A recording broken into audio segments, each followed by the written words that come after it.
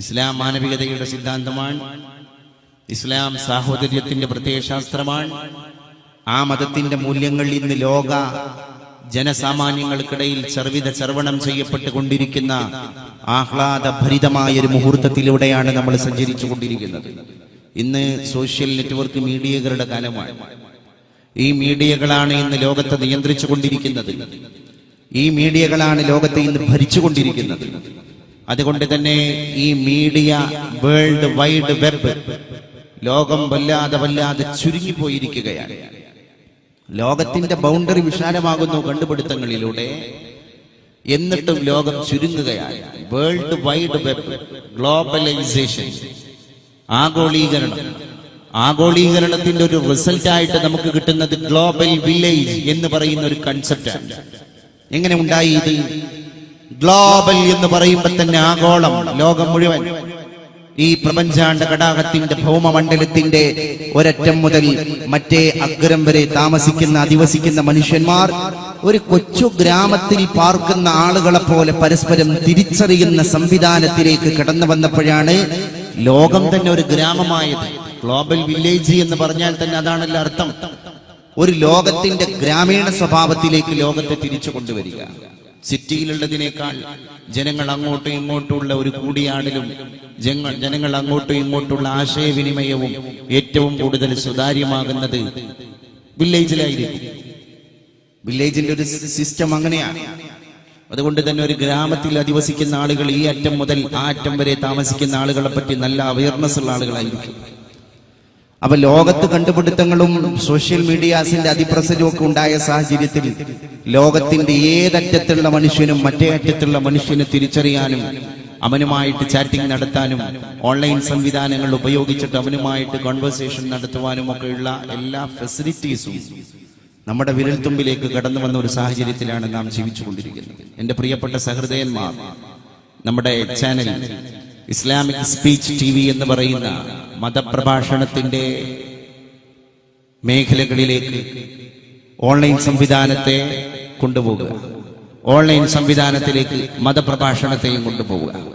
ഈ ഒരു സുതാര്യമായിരിക്കുന്ന കാര്യകർത്തവ്യ നിർവഹണത്തിന് വേണ്ടിയിട്ടാണ് പ്രിയപ്പെട്ട സഹൃദയന്മാർ ഈ ചാനലിലൂടെ ലക്ഷ്യം വെച്ചുകൊണ്ടിരിക്കുന്നത്. ഇപ്പോ ഇത് ലൈവായിട്ട് മറ്റുള്ള മേഖലകളിലേക്ക് ഡിസ്ട്രിബ്യൂട്ട് ചെയ്തുകൊണ്ടിരിക്കുന്നു. ഇതിന്റെ സംപ്രേഷണം നടന്നുകൊണ്ടിരിക്കുന്നു. അതുകൊണ്ട് തന്നെ ഇനി മതപ്രബോധനത്തിന്റെ ദിശാനിർണയത്തിന്റെ സൂചിക IT-യിലൂടെ, ടെക്നോളജിയിലൂടെ കൊണ്ടുപോയിട്ടില്ലെങ്കിൽ നമ്മൾ കാലത്തിന്റെ ഒരുപാട് പിറകോട്ട് സഞ്ചരിക്കുന്ന, അധപ്പതനത്തിന്റെ ആഴിയുടെ ആഴങ്ങളിലേക്ക് വലിച്ചടക്കപ്പെടുന്ന ഒരു സമുദായമായി മാറും എന്ന കാര്യം അർത്ഥശങ്കക്കിടയില്ലാതെ നമ്മൾ മനസ്സിലാക്കേണ്ടത്. അവിടെയാണ് ഒരു തിരിച്ചറിവുണ്ടാകേണ്ടത്.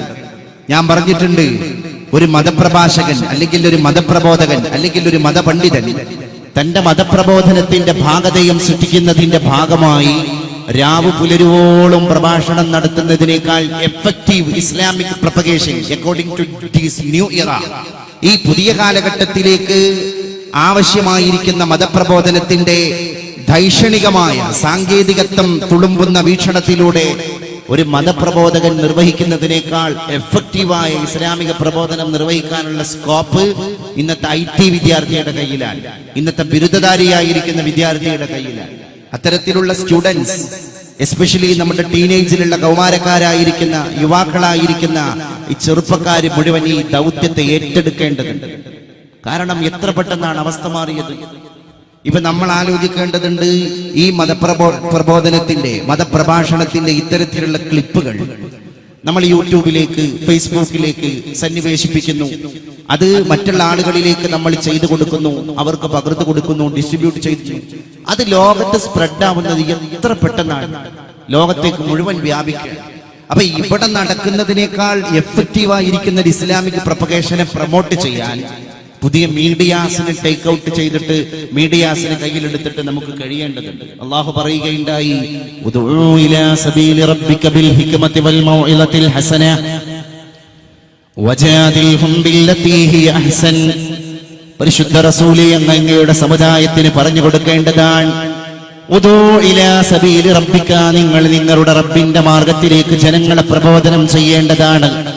ബിൽ ഹിക്മതി വൽ മൗഇളതിൽ ഹസന, ഒന്ന് തന്ത്രപരത, യുക്തിപരത, രണ്ട് മൗഇളത്തുൽ ഹസന, നല്ല സതുപദേശങ്ങൾ കൊടുത്തു. ഈ ഹിക്മ എന്ന് പറയുന്ന ഒരു കാര്യം നിങ്ങൾ ടെക്നിക്കിലൂടെയാണ് ഇസ്ലാമിനെ പ്രബോധനം ചെയ്യേണ്ടത് എന്നാണ് ഹിക്മത്ത്. എത്ര കാലം മുമ്പാണ് അള്ളാഹുവിന്റെ റസൂൽ ഈ കാര്യം പറഞ്ഞു വെച്ചത്. അപ്പൊ പുതിയ സാങ്കേതിക വിദ്യയെ ഉപയോഗപ്പെടുത്തിയിട്ട് തന്നെ ഇസ്ലാമിക് പ്രൊപ്പഗേഷൻ നടത്തണം എന്ന് ഈ ആയത്തിന്റെ വെളിച്ചത്തിൽ തന്നെ നമുക്ക് കണ്ടെത്താൻ സാധിക്കുന്നതാണ്.